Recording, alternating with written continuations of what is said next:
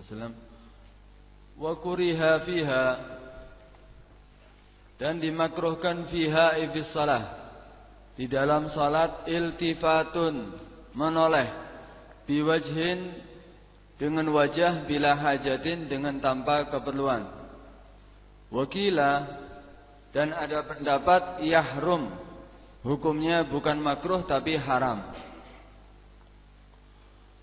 Di sini dikatakan dimakruhkan di dalam salat menoleh. Menoleh di sini dengan wajah. Adapun menoleh dengan dadanya, kalau seandainya dia menoleh dengan as-sadr, dengan dadanya, maka hukumnya bisa membatalkan salat.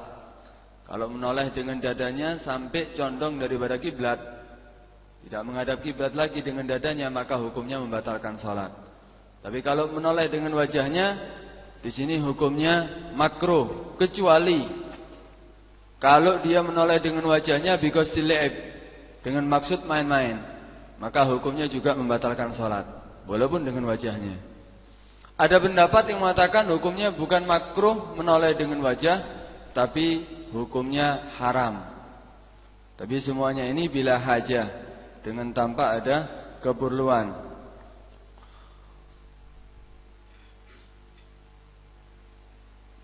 Wakhtira, dan dipilih daripada pendapat tadi haram, lil khabaris sahih, juga karena apa? Hadis yang sahih, la yazalullahu mukbilan alal abdi fi musallahu ay bi rahmatihi wa ridhah ma lam yaltafit fa idza iltafata a'rada anhu. La yazalullahu mukbilan al abdi, Allah masih dalam keadaan menghadap kepada hambanya fi musallahu, di tempat salatnya. Maksudnya menghadap di situ ai bi rahmatihi wa ridhah, yaitu dengan menghadap dengan rahmatnya dan menghadap dengan ridhonya kepada itu hamba di dalam tempat salatnya, malam yaltafit, semenjak dia tidak menoleh. Fa idzal tafata, maka jika dia menoleh, a'rada anhu, Allah akan berpaling darinya. Nah, dari hadis ini adalah dalil bahwa makruh hukumnya. Tapi Imam Az-Zuhri mengatakan kalau seandainya dia sengaja menoleh, padahal dia mengetahui hadis ini ancaman bagi orang yang menoleh ketika salat, maka hukumnya bukan makruh lagi tapi haram. Dia tahu ini hadis bahwa Allah itu akan selalu memandang kepada hambanya dengan rahmat dan ridhonya ketika dia dalam keadaan salat di tempat salatnya, semenjak dia tidak menoleh. Kalau menoleh, maka Allah akan berpaling darinya. Dia tahu ini hadis, sengaja dia noleh dengan tanpa ada hajah, maka kata Imam Az-Zuhri hukumnya haram. Hukumnya haram. Tapi yang mu'tamad hukumnya makruh. Dan juga sebetulnya ada riwayat hadis daripada yang diriwayatkan oleh Sayyidina Aisyah. Di situ dikatakan pernah Sayyidina Aisyah bertanya kepada Rasulullah sallallahu alaihi wasallam tentang keadaan orang yang menoleh di dalam salat. Akhirnya Nabi menjawab, "Wa ikhtilasun yakhtalisu syaitan min salatil abdi." Itu adalah kecurian atau kecopetan yang mana setan telah mencurinya dari salatnya seorang hamba. Karena itu kalau orang ketika salat menoleh, berarti dia telah kecopetan dengan setan.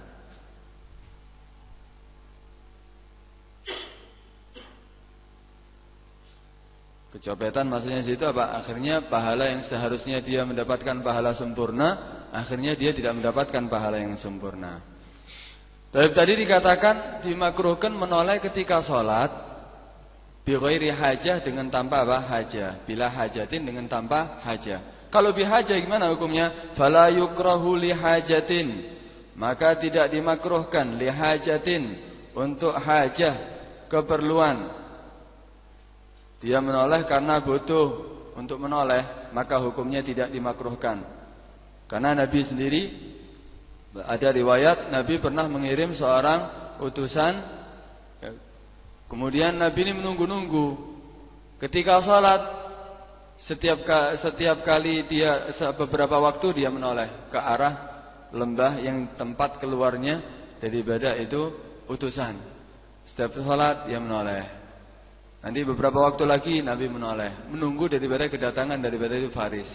Itu seorang utusan yang diutus oleh Nabi sallallahu alaihi wasallam. Kenapa? Itu butuh. Karena itu dikatakan tidak dimakruhkan kalau menoleh karena hajah. Kalau ada kebutuhan.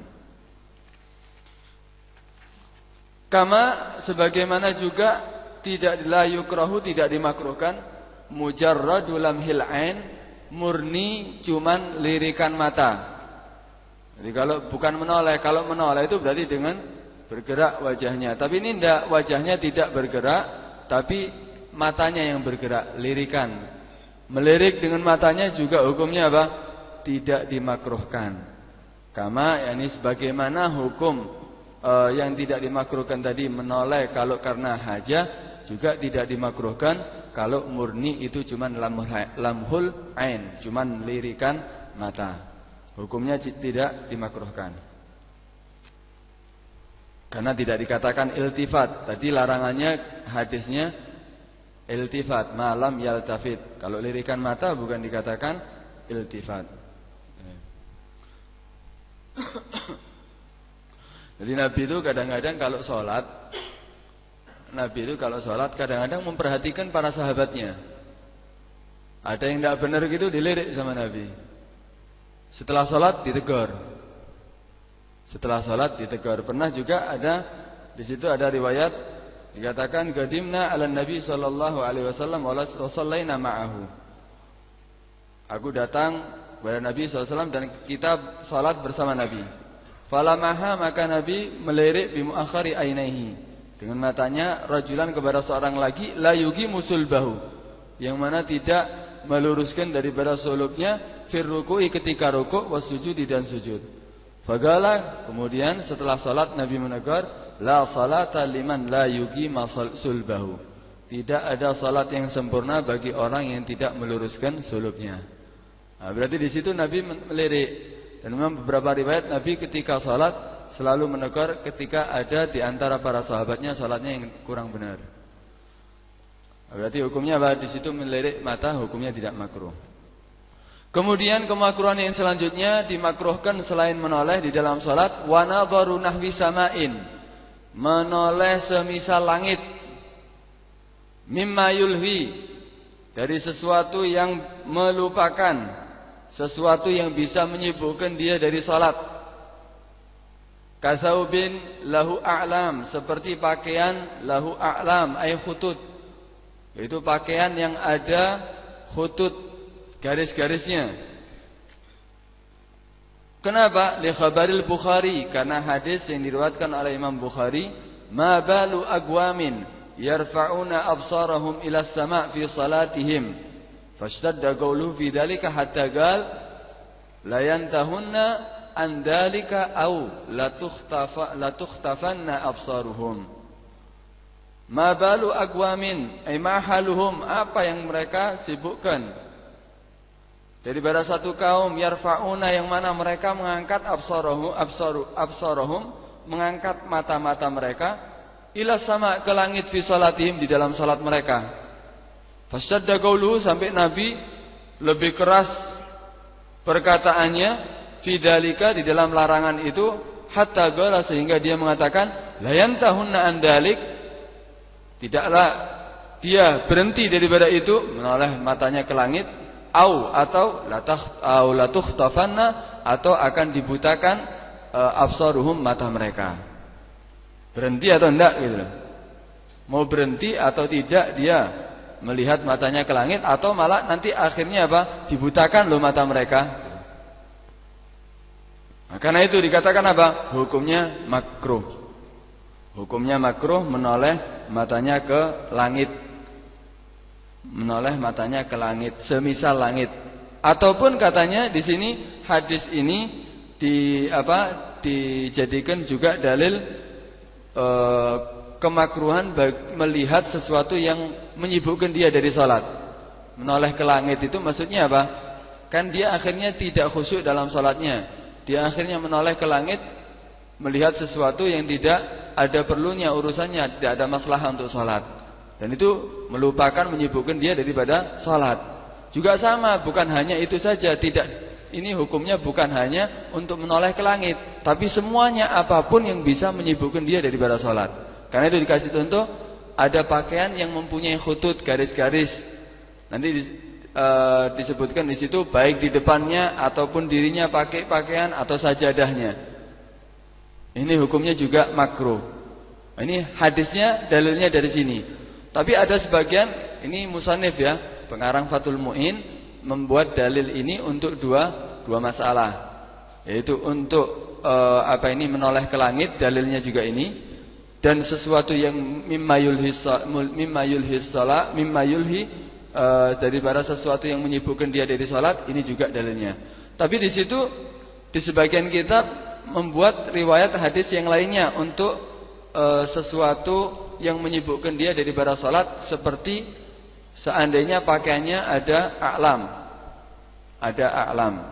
Itu riwayat yang diriwayatkan oleh Sayyidina Aisyah.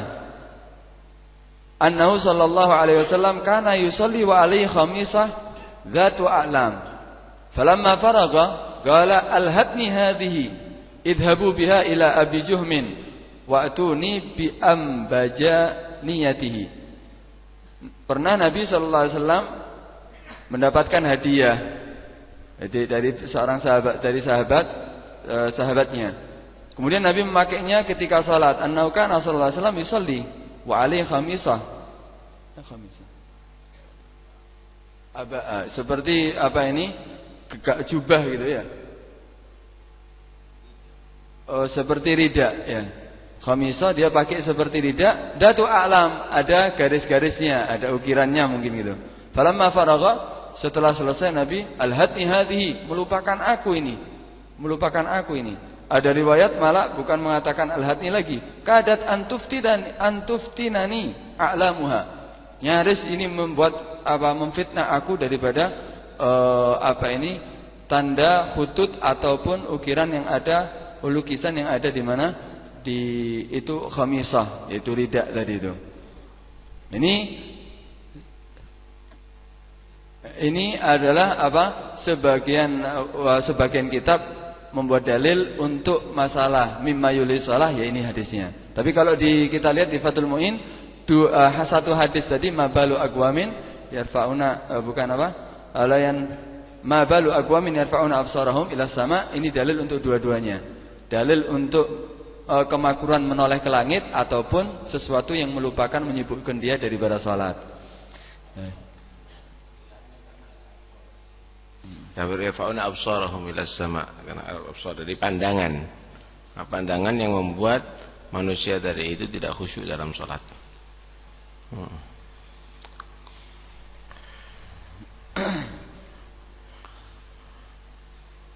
Nabi tahu yang menoleh dalam salat, tahu, tapi tidak diucapkannya. Ma balu aqwamin, pakai sighah umum. Ini karena apa? Wa abhamar rafi' la ala yankasir khatiruh. Ya, supaya tidak mematahkan hati orang yang melihat, di anna nasiha ala ru'usil ashhad fadhihah. Karena nasihat di depan orang banyak itu fadhihah.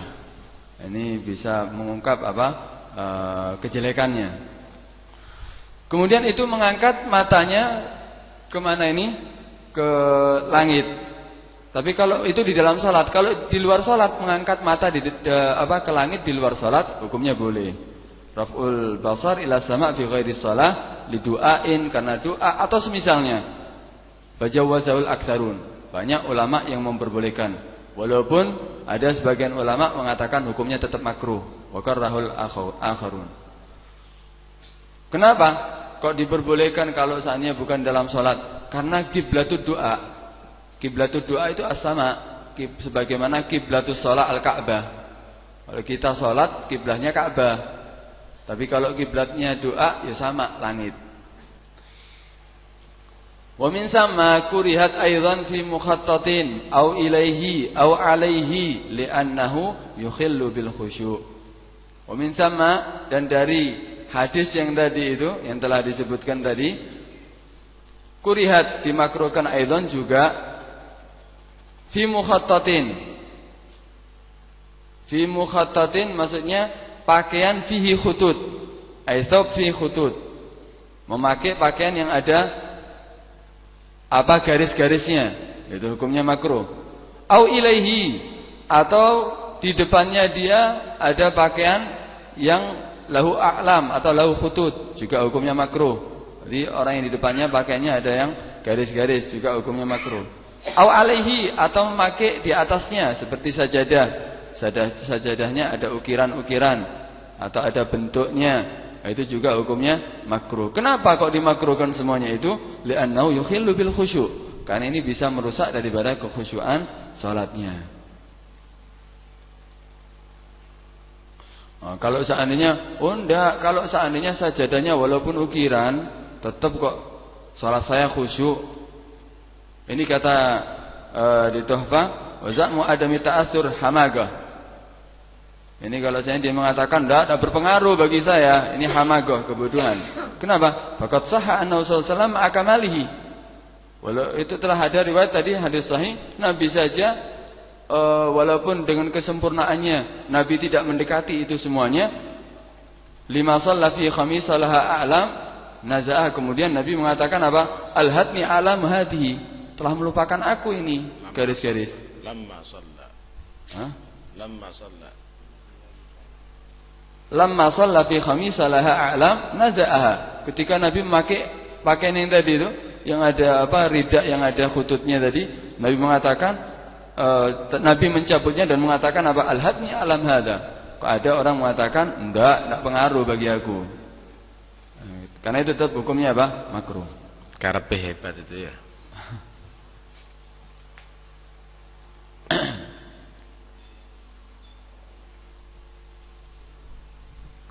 Kemudian di situ kemakruhan yang selanjutnya, wabaskun fi salatihi, dan dimakruhkan meludah di dalam salatnya. Meludah di dalam salatnya. Tadi untuk menoleh ke langit di sini, apakah hanya menoleh ketika dia membuka matanya, ataupun walaupun dia memejamkan matanya?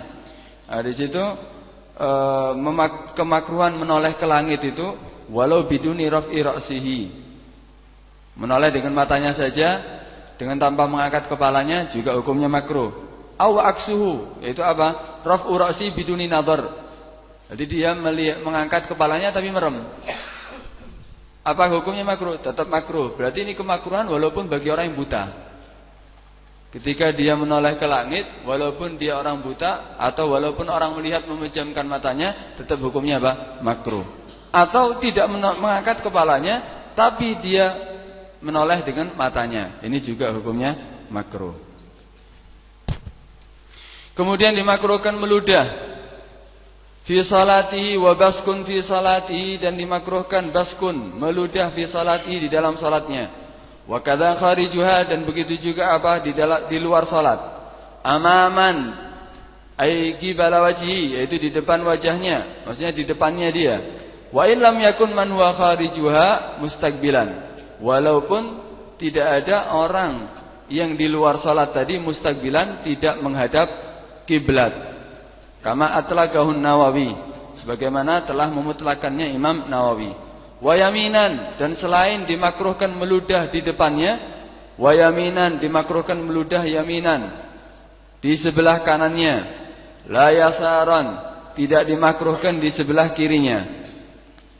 Kenapa? Li khabari syaikhain, karena ada riwayat yang diriwayatkan oleh syaikhain Bukhari wa Muslim, idza kana ahadukum, jika ada di antara salah satu kamu sekalian, fi salati, di dalam salat, fa innahu yunaji rabbahu, maka sungguhnya dia yunaji rabbahu ay yukhatiba rabbahu, dia mengajak bicara dengan Tuhannya azza wajal. Fala yabsuganna, maka tidaklah mereka meludahkan baina yadihi, di depannya. Jangan mereka. Fala yabsuganna, maka jangan meludah baina yadihi, di depannya. Wala an yaminihi, dan juga tidak meludah dari sebelah kanannya. Bal, akan tapi, an yasarihi, dari sebelah kirinya. Au tahta gadamihil yusra, atau di bawah kakinya yang sebelah kiri. Au fi thawbin min jihati yasarihi, atau di pakaian min jihati yasarihi, dari sebelah kirinya. Wa huwa aula, dan itu yang lebih utama. Ini kemakruhannya dimakruhkan meludah di hadapan dia ataupun di samping kanannya. Hukumnya apa? Makruh. Di situ Ibn Hajar mengatakan kemakruhan itu walaupun di luar sholat, walaupun tidak menghadap kiblat. Meludah di hadapan dia walaupun tidak menghadap kiblat di luar sholat, tetap hukumnya makruh. Karena itu wakadha kharijuha, ini pendapat Ibn Hajar. Ini pendapat Ibn Hajar walaupun tidak menghadap kiblat di depannya dia. Jadi dia jalan tidak mengarah kiblat, ke belakang kiblat, ke arahnya. Dia jalan di luar sholat, kemudian dia meludah di depannya, hukumnya makruh kata Ibn Hajar. Di depannya hukumnya makruh walaupun tidak menghadap kiblat. Tapi kalau Imam Romli, kemakruhan di luar sholat, di depannya itu kalau dia berjalan ke arah kiblat. Karena itu ada khilaf sebenarnya itu ya. Wa kadza kharijuha wa in lam yakun man huwa kharijuha mustaqbilan, ini pendapat Ibn Hajar. Walaupun dia tidak menghadap kiblat di luar salatnya.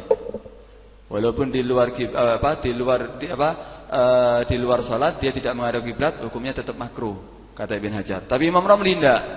Imam Romli kalau di luar salat di depannya itu makruh, kalau menghadap kiblat. Ya, jadi permasalahannya kalau Ibn Hajar itu berarti dititik beratkan kepada arah kiblatnya ya. Bukan, amam. Pokok di depannya. Kalau Imam Romli arah kiblat. Lo kurang lagi. Wa kuriha baskun fi salatihi wa kadza kharijuha amaman ay qibala wajhi wa in lam yakun man wa kharijuha mustaqbilan. Ini pendapat Ibn Hajar. Kalau Imam Romli wa illam yakun ini ghayahnya enggak. Kalau Imam Romli kalau dia di luar salat, dia menghadap kiblat baru dimakruhkan di depannya. Kalau tidak menghadap kiblat enggak apa-apa di depannya. Itu kata Imam Romli. Tapi kalau Ibn Hajar di depannya sama dengan di dalam salat. Di luar salat atau di dalam salat sama. Ya, pokok di depannya hukumnya makruh. Jadi bukan kiblatnya, bukan amamahu kalau Ibn Hajar. Amamahu Ibn Hajar. Kalau Romli kalau di luar sholat berarti amamahu, kalau mustaqbil kiblah berarti itu yang makruh. Ya. Kalau tidak enggak. Itu untuk di luar sholat ya. Kalau di dalam sholat jelas menghadap kiblat. Wayaminan juga dimakruhkan meludah ke sebelah kanannya. Layasaran kalau sebelah kirinya tidak dimakruhkan. Jadi kalau menghadap meludah. Apa lafaz hadisnya itu? Layabzuganna. Idza kana ahadukum fi sholati fa innahu yunaji rabbahu azza wa jalla. Fala yabsuganna baina yadayhi wala an yaminihi, bal an yasarihi aw tahta qadamil yusra aw fi thawbin min jihati yasarihi. Iya. Tapi itu ya. Itu Imam Romli mengatakan kalau ke sebelah kan la yasaran, tidak dimakruhkan meludah ke sebelah kirinya. Tapi kata Imam Romli mahalluhu fi ghairi masjidihi sallallahu alaihi wasallam, bukan di masjidnya Nabi. Karena kalau meludah sebelah kiri, kuburan Nabi sebelah kirinya. Karena itu meludahnya tetap ke sebelah kanannya, bukan ke sebelah kirinya. Itu qabla tausiah ya. Kalau sekarang kalau ada tausiah yang sebelah ya. Yang penting menghormati Rasulullah. Nah kalau sekarang misalnya kuburan Nabi SAW di sebelah kanannya dia, ya berarti jangan meludah sebelah kanan. Ini bukan secara mutlak Masjid Nabawi itu. Ini karena hormat kepada Nabi itu ya.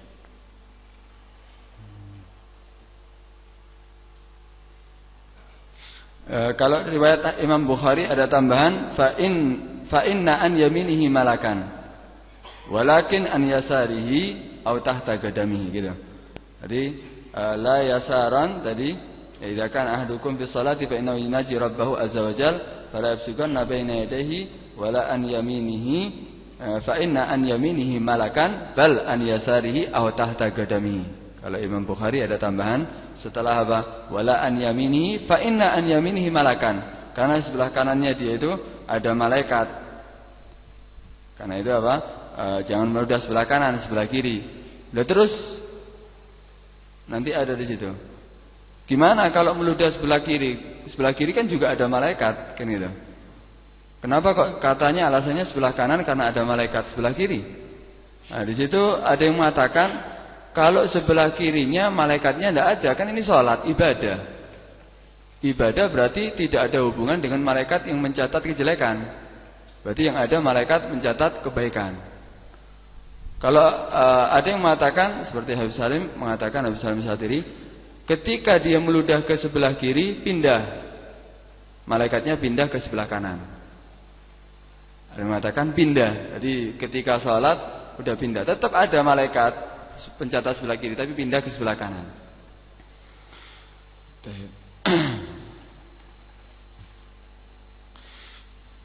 Wahwa aula, tadi dikatakan dia meludah ke sebelah kirinya atau di bawah kakinya yang sebelah kiri, atau di pakaian tapi meludahnya dari sebelah kiri. Masalah ada tisu atau yang lainnya, meludahnya ke arah sebelah kirinya dia. Wahwa aula, dan itu yang lebih utama. Itu meludah dengan pakaian ke sebelah kiri itu yang lebih utama.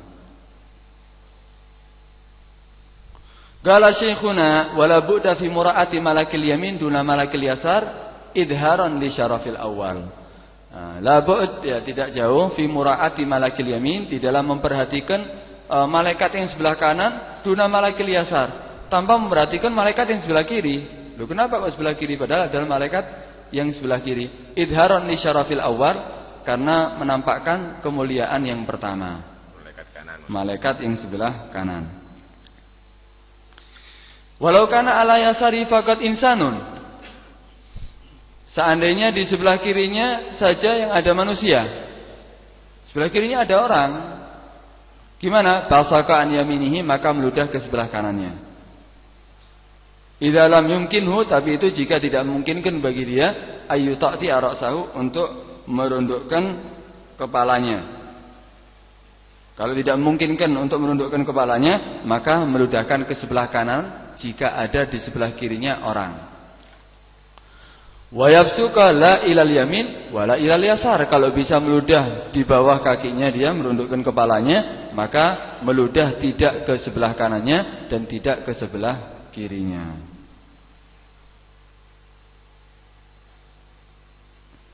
Jadi kalau seandainya sebelah kirinya ada orang, maka meludahnya itu ke sebelah kanan. Itu jika tidak memungkinkan dia merundukkan kepalanya. Tapi kalau bisa merundukkan kepalanya, ya meludah di bawahnya, yaitu meludah pakaian atau di bawah kakinya.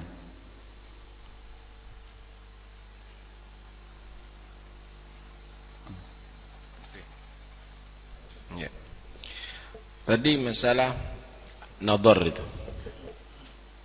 Di antara faedahnya untuk mengurangi nadhar yang bisa merusak sholat tadi itu, Nabi SAW juga bersabda, "Dha' nadharaka ila mawdi'i sujudik."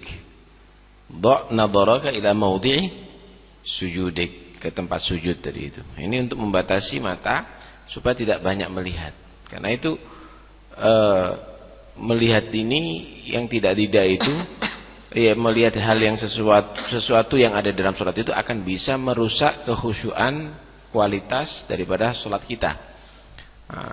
Dimakruhkan kan untuk tazyinul mihrab, ya, untuk menghiasi tempat sholat. Kalau di sini ini dihiasi macam-macam itu, ukir-ukiran macam-macam. Kalau di Hadramut hatta cat nggak ada, putih semuanya. Putih semuanya masjid itu.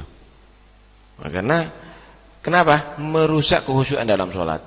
Babut yang ada di sana itu tidak ada warna-warni, polos semuanya. Kalau di masjid-masjid di Hadramut tadi itu polos semuanya. Kalau di sini kan dolek sing bagus itu warna-warni itu. Kalau di sana polos semuanya. Ini termasuk ngerusak sholat itu. Karena itu dimakruhkan untuk nadhar ila sama, kemudian iltifat. Ini Nabi ketika ditanya tentang masalah iltifat, huwa ikhtilasun yakhtalisu syaitan min salatil abad. Itu cara setan untuk mencuri daripada salat hamba. Yang asalnya 100%, iso 50% nanti karena banyak ngelihat, ketok sepeda motor, ketok itu. Kemudian dianjurkan untuk ada sutroh, ada di muka si musolli, itu juga membatasi pandangan. Itu juga membatasi pandangan. Karena itu jangan membuat sesuatu yang bisa kamu tadi terlena dalam pandangan sholat, karena pandangan di dalam sholat tadi itu. Sampai Nabi SAW mencopot itu semuanya sebetulnya itu taklim kepada kita. Nah, itu taklim kepada kita. Nah, karena itu anak masih ingat itu Habib Ahmad bin Ali itu kalau kita orang pakai burdilan itu, ada pakaian burdilan itu, ada ta'annus. Ini seperti laki-laki pakai yang seperti perempuan, dianggap hatta sarungnya pakai sarung polos. Enggak mau sarung yang ukir-ukiran yang ada payet itu. Ya, yang ada payet kan dianggap itu seperti perempuan menghiasi diri, ya, seperti menghiasi diri di perempuan. Sekarang kan dolek sing model sing wah gitu ya. Ono gambar macam-macam. Ya masih ingat kita itu dulu itu. Jadi dan kita diperintahkan oleh Nabi SAW untuk pakai bayat itu karena memang polos. Dan itu tidak merusak pandangan itu loh. Ketika kita sholat misalnya soft itu sing iki ono gambar macan, iki ono gambar kijang, akhirnya jadi flora dan fauna dalam sholatnya kita. Nah, kalau pakaiannya bayat semuanya putih semuanya, insya Allah lebih khusyuk itu. Nah. Berarti sarung-sarung ini makruh kafir sudah? Iya, enggak. Kalau sudah ada alam begitu yang bisa merusak sholat kita. Yang bisa merusak kita, sejadah-sejadah dibuat macam-macam kan, memang itu sebenarnya lebih asan polos. Lebih asan polos. Bentar. Ini kita selesaikan dulu. Ya. Karena itu lebih baik kembali dengan cara orang dulu. Jangan dengan cara orang sekarang. Kalau inti buat masjid, jangan membuat mihrab yang terlalu wah. Yang polosan aja. Ukir-ukiran, kemudian lampu, macam-macam ketap-ketip ini ya. Ketap-ketip ya, rusak sholatnya kita itu nantinya. Itu sering itu terjadi itu. Dianggap itu adalah satu kemajuan, tapi sebetulnya itu adalah satu kemunduran itu. Kenapa? Bukan kualitas sholat yang dijaga, tapi masjidnya ini yatabahuna fil masajid. Mereka hanya sekedar membanggakan tentang fisiknya aja, tapi bukan kualitas sholatnya, mutu sholatnya. Nah, kalau ada yang perlu ditanyakan,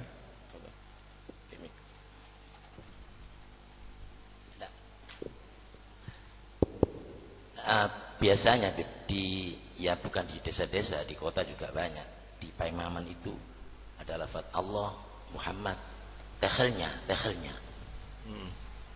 keramiknya, ada surat-surat ayat Al-Quran, gitu. Di Paimannya, di mukanya gini. Ya, terima kasih. Itu tetap hukumnya makruh. Kalau memang itu mimma yulhi, menyibukkan dia dari sholat, tetap makruh. Apapun, baik itu lafaz ataupun ukiran atau semuanya. Atau warna. Berarti di Hadramaut itu tidak ada warna sama sekali. Putih. Mihrabnya sendiri itu di Hadramaut itu, ini warnanya tidak mau dia. Ya keliru gitu maksudnya. Ya ditutup itu. Tutup, tidak ada di sana. Hatta mihrabnya itu tidak ada ceklong gitu. Maudhi khusus itu, tempat khusus nggak ada. Jadi di sana cuma mihrabnya itu dikasih lebih aja sedikit. Kasih tanda gitu, tanda seperti kip gitu. Nggak lebih dari itu. Ditutup. Di sini kan ada dikasih kayak tempat khusus itu ceklong itu kan tadi makruh itu kan, kalau tidak bergeser itu tempat sholatnya imam tadi itu juga makruh. Itu di sana nggak pakai gitu. Hampir di setiap masjid ada di sana tadi itu begitu, nggak ada tempat khusus itu, nggak ada tempat khusus. Ya, lebih sesuai dengan fikihnya itu ya. Ada yang lain? Untuk permasalahan meludah tadi itu, nanti ada tambahan, nanti belum selesai. Itu di selain masjid ya. Jadi meludah hukumnya makruh tadi itu selain masjid. Kalau di masjid hukumnya haram. Nanti ada pembahasannya.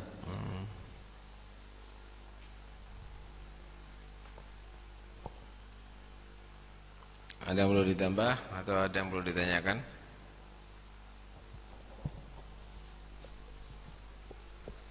Ini ada satu pertanyaan, satu kata yang mengatakan syarrus sarik al-yashuku sholatahu.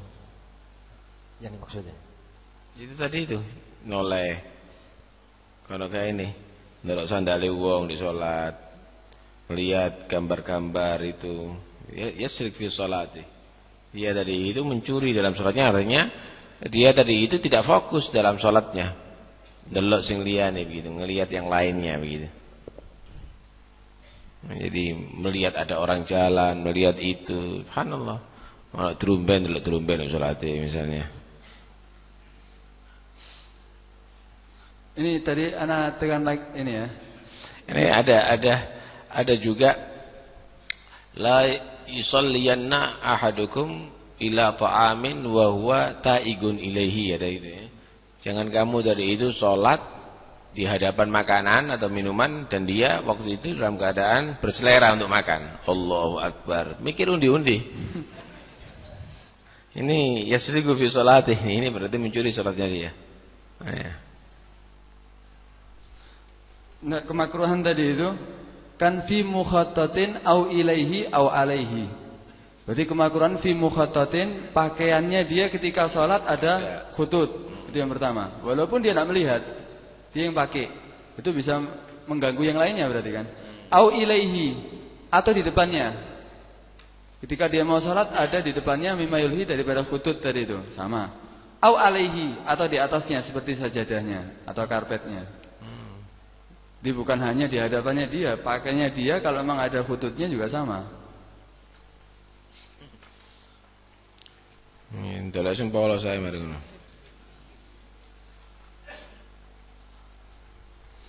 Atas jadah atau rida itu. Sekarang ya hampir semuanya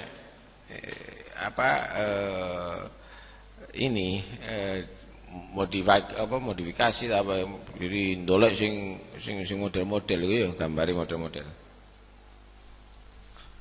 Nah, cukup.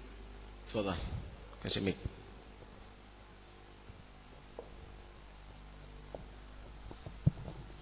Termasuk tulisan hadiah dari raja di kiswahnya Ka'bah itu juga termasuk. Namen. Itu hadiah dari Ka'bah itu di kiswah itu. Dulu itu hadhihi kiswatun suni'at fi Makkah al-Mukarramah min khadimil haramain al-Malik Fahad, misalnya al-Malik Abdullah atau yang lainnya. Dulu itu di Ka'bah itu la ilaha illallah Muhammad Rasulullah. Diganti menjadi namanya raja. Walhasil namanya Muhammad di sana itu dikurangi. Tidak setuju dengan namanya Muhammad. Ada Babul Malik Fahad. Ono Babul Malik Fahad, tapi namanya Muhammad ada di raknya sandal. La ilaha illallah Muhammad Rasulullah. Kita bisa buktikan itu ada di video. Dulu di makamnya Rasulullah itu ya Muhammad, ya Allah ya Muhammad, diganti ya Allah ya Majid. Jadi namanya Muhammad ini mau ditiadakan, lambang Muhammad ini mau ditiadakan. Kalau perlu nggak perlu dikenang lagi. Tapi namanya rajanya dia dipampang hatta ada di Ka'bah Mukarramah. Dipampang hatta di pintu Masjidil Haram. Goro kabeh harat kabir. Namanya Muhammad oleh Fahad apa-apa gitu. Udahlah ya, ini semuanya propaganda semuanya. Ini bukan karena untuk Islam. Goro kabeh. Kalau dikatakan makruh itu apakah menghilangkan fadilatul jamaah?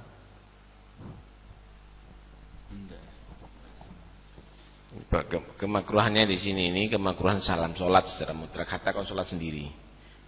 Yang menghilangkan fadilah jamaah itu kalau dimakruhkan dalam berjamaah, tidak dimakruhkan di luar berjamaah. Paham tak? Yang menghilangkan pahala berjamaah itu dimakruhkan dalam berjamaah, tidak dimakruhkan di luar berjamaah. Itu menghilangkan fadilah jamaah. Ini hatta kalau sholat sendiri tetap makruh. Paham?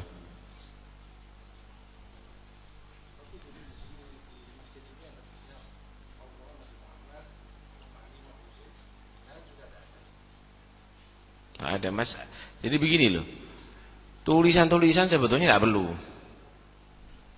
Karena yang dikhawatir inti sholat lihat baca itu, ya Allah. Anak sekarang misalnya sholat ada di sini, inti sholat ada di sini. Ngangkat ke Pak, innallahu malaikatuhu. Lah, inti kan mengurangi khusyuk nanti dalam sholatnya inti gitu loh. Ya hatta ada di bawah. Jadi di sana enggak ada tulisan. Kalau di luar enggak ada muskilah. Sebelum masuk masjid inti ada tulisan, enggak ada muskilah. Tapi ketika di dalam masjid lebih baik bersih. Lebih baik bersih. Mau nambah sedikit masalah tadi. Untuk iltifat itu dikatakan makruh dan tidak membatalkan sholat adalah ketika bukan untuk orang yang sholatnya dalam keadaan istilqa atau dalam keadaan tidur terlentang, karena termasuk dalam istiqbalul kiblahnya mustalqi adalah dengan bil wajah. Makanya ketika ada iltifat bukan lagi makruh tapi haram dan bisa membatalkan sholat. Nah itu yang pertama. Kemudian yang kedua masalah Al-Imam Ramli dalam menyatakan tadi al-busaq untuk masalah yang amaman ke depan ini kan perhatiannya karena ikraman lil kiblah, bukan pernyataan ikraman lil Ka'bah. Artinya walaupun amamannya itu adalah bukan Ka'bah, seperti sholatul mutanafil, sholatnya orang yang sholat sunnah ketika dalam keadaan safar, kan ila jihati maksidihi, dia menghadapnya adalah ke tempat tujuannya, walaupun tempat tujuannya adalah bukan Ka'bah, bukan arah Ka'bah, tapi itu menjadi kiblatnya orang yang sholat dalam keadaan musafir, safar dalam sholat sunnah. Makanya Pak, ke depan walaupun Imam Romli itu bukan Ka'bah, tetap itu adalah kiblahnya dia di dalam sholat, tetap hukumnya makruh. Itu dalam pendapatnya Imam Romli tadi. Jadi bukan ikraman lil Ka'bahnya saja, tapi kalau untuk ya arah Ka'bah tetap juga dikatakan makruh, tapi lil kiblah bagi dirinya untuk sholat. Arah kiblat bukan arah Ka'bah. Bukan arah. Ya, menurut Imam Romli itu arah kiblat. Lah kiblat itu kan kalau sholat musafir di atas gabah, di atas kendaraan tidak harus ke arah Ka'bah kiblatnya kan itu. Nah, maksud jihadil maksud kalau begitu, ke arah kiblat bukan ke arah Ka'bah. Jamil. Laginya begini loh. Ini satu bukti kenapa kita kok dilarang untuk misalnya qadha'il hajah, istiqbalul qiblah atau istidbarul qiblah. Kenapa? Karena istihdor. Karena kita menghadirkan walaupun tidak melihat Ka'bah, kita nih menghadirkan seakan-akan Ka'bah di hadapan kita. Jadi ta'zim itu enggak harus di muka, enggak harus di hadapan.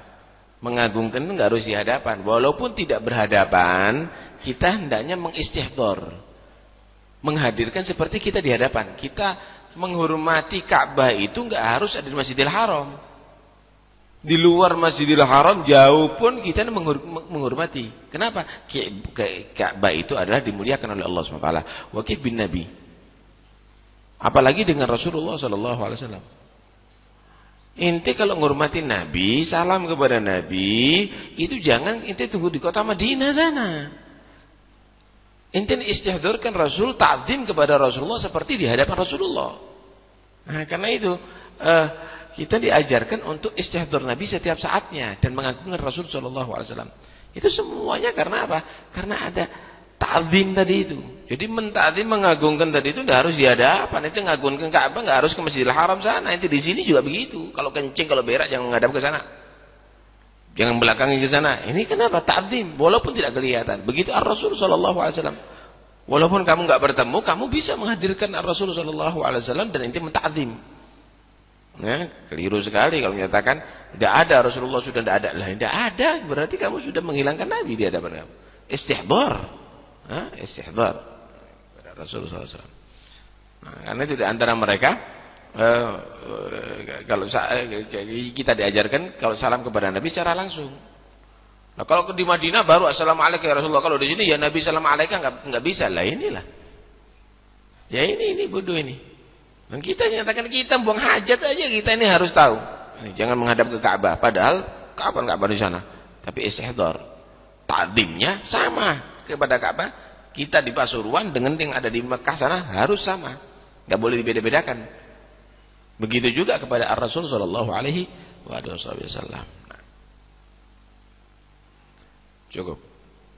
Satu pertanyaan lagi boleh? Kalau enggak kita tutup.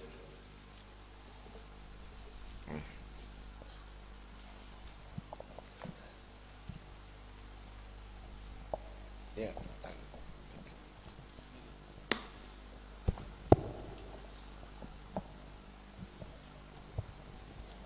Assalamualaikum warahmatullahi wabarakatuh. Assalamualaikum. Ini yang saya akan tanyakan cuma tidak ada berkaitannya dengan bab ini. Semisal saya membeli parfum di toko An-Nur seharga 15.000. Lalu ada teman saya yang suka, terus saya bilang, "Ini berapa harganya?" Saya bilang dengan jujur 15.000. Lalu dia titip 2. Ketika saya mau membeli, ternyata penjaga toko memberi diskon kepada saya, katakan 25.000. Dan saya menyuruh penjaga toko untuk menulis di nota dengan harga 30.000. Itu menurut antum gimana hukumnya? Syukran. Koron.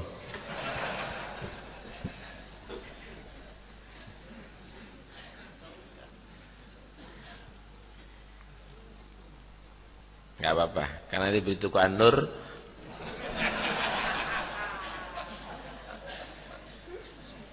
Nah, itu sebetulnya ke statusnya kau itu ke status wakil.